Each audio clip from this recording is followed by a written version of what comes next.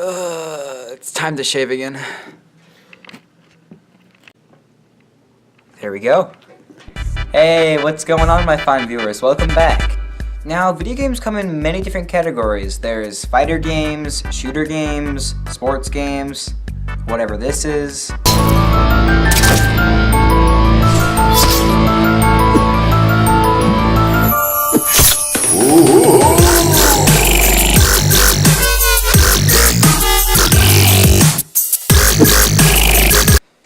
Anyways, today I'm going to be talking about 5 fun adventure video games for the Switch. These games are usually one player and usually have some sort of story going along with it. Number 5. Captain Toad Treasure Tracker. This amazing 3D puzzle solving game follows the journey of Toad and Toadette collecting treasure. The goal of most stages is to get the star.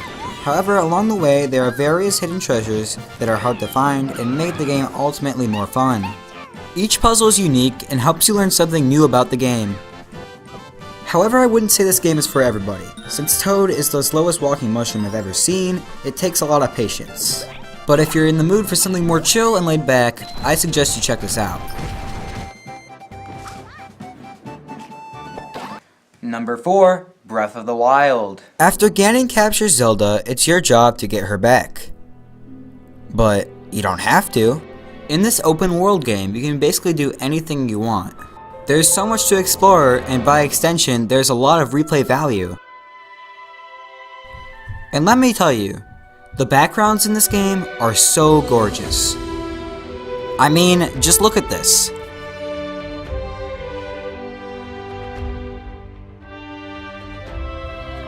Although Breath of the Wild sure has its handful of flaws.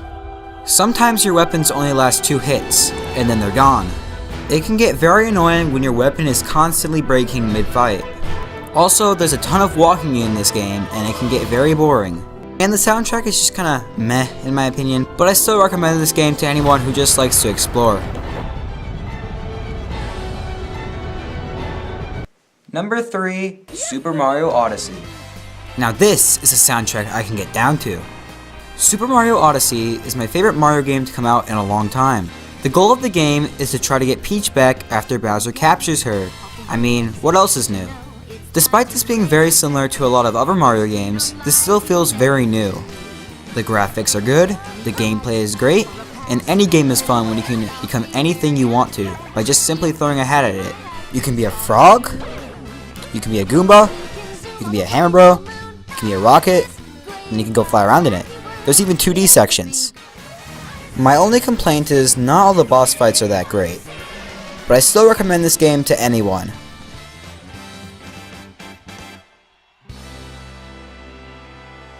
Number 2. Enter the Gungeon.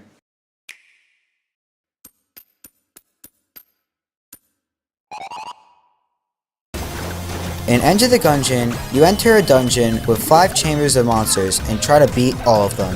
What really makes this game fun is the different types of guns you can get, different types of power-ups you can get, and the different types of enemies you face. They're all so unique and different, and it's really where the game shines most. There are a lot of hidden secrets and true endings, which gives the game a lot of replay value. My only complaint is the game isn't very skill-based, since the guns you get can either make or break your run. I think you should really check Enter the Gungeon out. It's a great game. Number 1. Celeste. Celeste is a platformer game that I can go on and on about for hours. The point of the game is to, well, there it is. The different tasks you have to overcome in this game actually take a lot of work. There's a lot of learning and a lot of skill involved. Celeste usually gives you a level where you have to figure out how to do something. And once you figure it out, then it gives you another level where you have to apply it in a difficult situation. Celeste has so many situations where it puts you in a level where you think, okay, there's no way I can beat this.